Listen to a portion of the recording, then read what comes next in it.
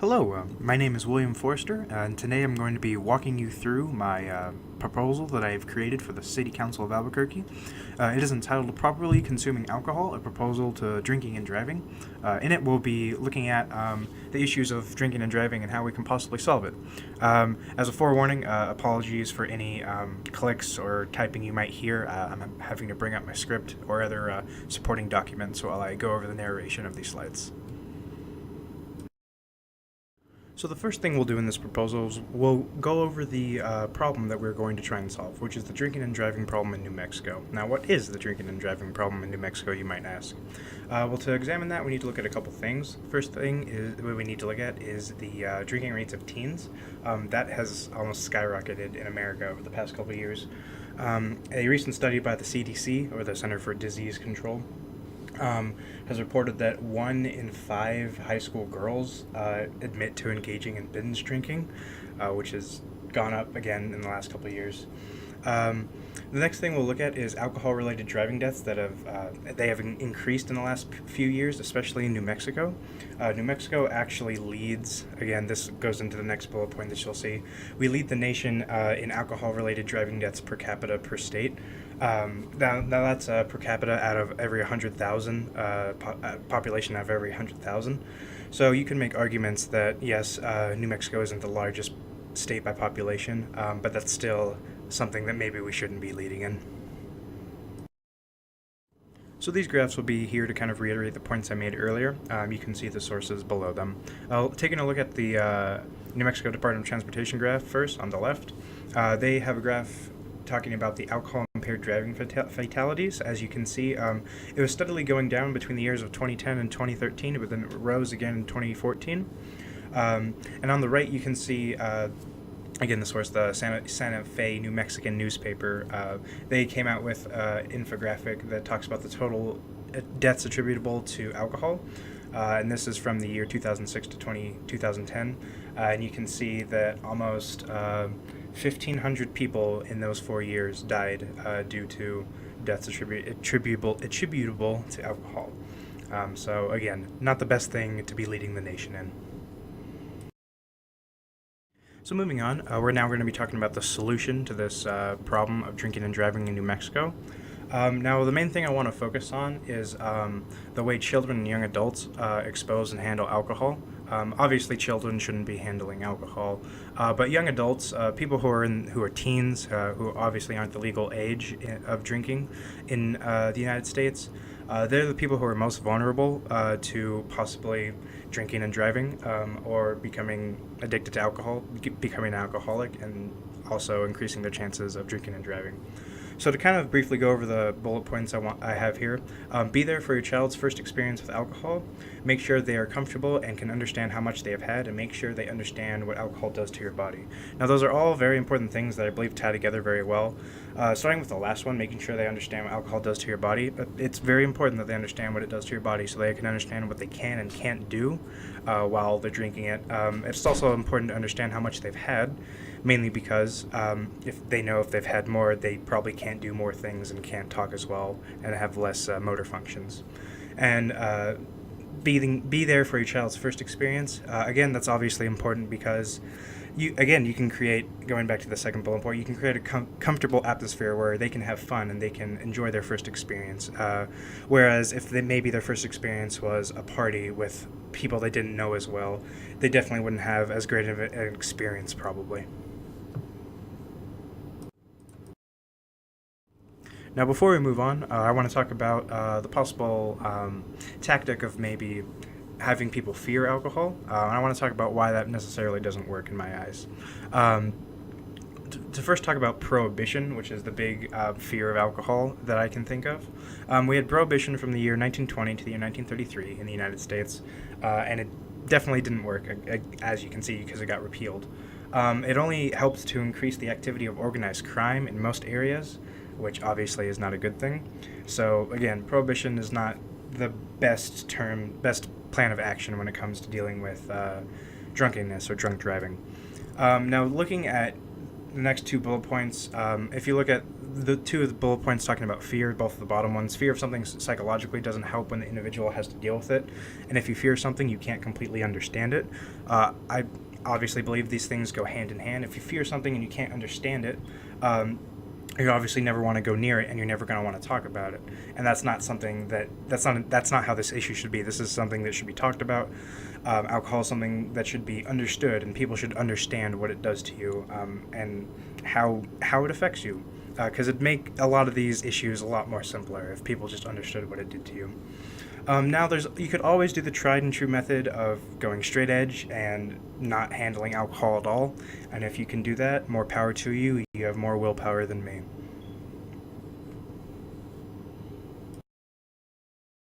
Now, to talk about a quick possible budget that you, as the City Council of Albuquerque, might have, I think these are good ways to possibly get our ideas out there of promoting safer interactions with alcohol. The first thing that I think would be important would be a TV advertisement. I'm thinking about 3 of these. And the estimated price is kind of a lot, I know, but doing a little bit of research into it, the average amount of money it costs to keep a commercial or an ad on Hulu or Netflix, which are streaming services, is about $35 a day. So that can be kind of pricey, but not as bad as possibly trying to have ads run during prime time of like major championships of tournaments or of prime time of major drama series. That's where you get into the couple hundreds of thousands, if not millions of dollars, just to run ads there. So possibly doing it online or maybe on local channels might cost less, and maybe you could do more. Obviously, these TV advertisements would focus on not drinking and driving, teaching your kids, again, how to properly handle alcohol and how to build safe environments for them. Now this kind of spills into the billboard advertisements. They'd essentially do the same thing. They just be stills instead of a moving picture, like a TV advertisement. I'm generally thinking about 10 of these around the Albuquerque area would suffice and get the message out there well enough. Looking into how much it costs to run out a billboard, it's between $500 to $1,000. So again, about 10 of these, so $5,000 to $1,000 times 10. That's where you get the $10,000 estimated price. Now, seminars and workshops. I personally like seminars and workshops because I believe that they've actually helped me, and I believe they actually help a lot of people in general as well. Here we could have people who might have been previous DWI repeat offenders come in and talk about their experiences, maybe how they rehabilitated, how they were able to get through it. I was thinking about 5 of these throughout the year. So the cost would come from maybe renting out buildings or paying for people to come in and talk. That's where the cost would come from. But I believe this could be something that could handle DWIs, solve that problem as well. And the last one, which is the most pricey one, maybe the one that's the farthest out there, is a rehabilitation center devoted strictly to drunk driving in New Mexico. This is just a rough estimate of about $5 million to build the facility, build it from the ground up. But I think having a dedicated rehabilitation center to drunk driving, or just to not even drunk driving, but learning about alcohol itself, would definitely be helpful with especially repeat offenders with DWIs and DUIs in the state of New Mexico, because we have a lot of repeat offenders. And I think they might think that they can't get out of their hole with alcohol, but I think that if we could push them hard enough to get out of it, they'd want to definitely get out of it. Now, some other possible solutions that we can go over, aside from the big one that we just talked about.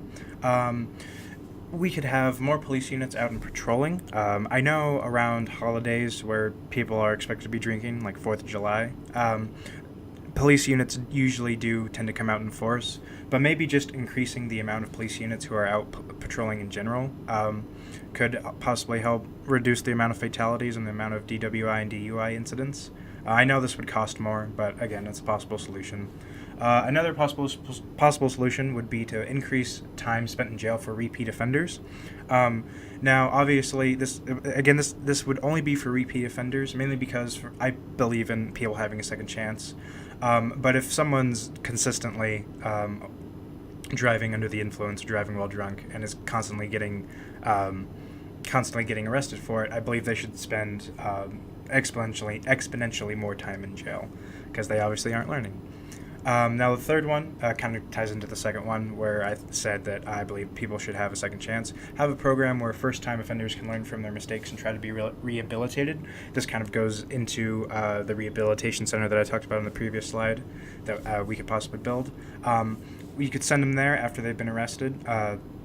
Or after they've been released, after they've been arrested. And you could talk them through the steps of how to get rehabilitated, how alcohol affects the body, and other things like that. And I think that'd be overall beneficial for the Albuquerque community. Now, to talk about other possible solutions to this problem, supporting victims' families or even donating to nonprofits that support victims' families, like Mothers Against Drunk Driving, could be a very simple thing you could do. Mothers Against Drunk Driving is a really great nonprofit. If you can't tell by the title, it's mothers who are victims of DUI incidents. So basically mothers who have lost their own children in DUI incidents or drunk driving incidents. And they come out and talk to other mothers who just lost their son or daughter, and they try and help them. They build a nice support structure with them, and they do the best they can. And I think they're really great. Another thing we can do, looking at the third one, is change our current outlook on alcoholism or just drug abuse in general, which is much easier said than done. Currently, the way we can look at it is we look at drug abuse as more of a crime rather than a disease or something that should be something that should be fixed, rather than people are just thrown in jail for abusing drugs. Now, I know that kind of goes against what I had to say earlier, where repeat offenders of DUIs and DWIs should face longer jail sentences. But again, that goes back to my original statement of I believe people should have second chances. So if you mess up one time, you can, again, go to rehabilitation centers, talk about it with people, and try and get over it. But if it keeps happening over and over again, and you've tried to fix it but you can't, then there might be something else that has to be done there in that case. And so again, the last bullet point kind of goes into everything else that we said. Support those that you may know struggle with alcoholism. Supporting anyone with any hard thing that they're dealing with is a great thing to do as a friend. So I don't see why people shouldn't do it here. Just to kind of wrap up and give some final thoughts on this proposal and problem and the solution that I've come up with. These 3 bullet points I think are some things that can be done no matter what happens, that I think would be beneficial, again, no matter what happens, if this proposal were to be accepted or not. The first thing, help any of those that might be affected by drinking and driving on all parts of the spectrum. Now, obviously, if the person who committed the DWI or drinking and driving DUI, whatever you want to call it, if this is their 6th offense and they don't care about it, and this is the couple third person they've killed, and they still don't care about it, maybe they shouldn't have support, and I can understand why they don't need support. But obviously, helping victims and victims' families is a good thing. But even people who are first-time offenders, who may be very sorry for what they did not mean to do what they did. It was an accident. It was a bad choice, bad judgment call. I believe they do, again, deserve a second chance, and I believe they do deserve some support. Going into the second one, make sure you and your family understand how alcohol affects each and every one of you. Now, this isn't some mandated rule that has to happen, but just making sure that your family, if you were to have one, wife and kids or significant other and kids, making sure that they understand what alcohol does to them, what their limit is before they're kind of over the edge, or before they can't drive, before they can't perform very basic motor functions. Just making sure they know that they know that limit, they know that guideline would be very important, even for when they are drinking by themselves or not with other family members. Now, looking at the last one, if you see someone who's clearly very drunk getting into a car preparing to drive, stop them. Shouldn't have to be said, honestly, but there's a lot of people at parties that just let people drive off knowingly who are very drunk. And I don't know, honestly, what can be done other than just to go to the car and stop them.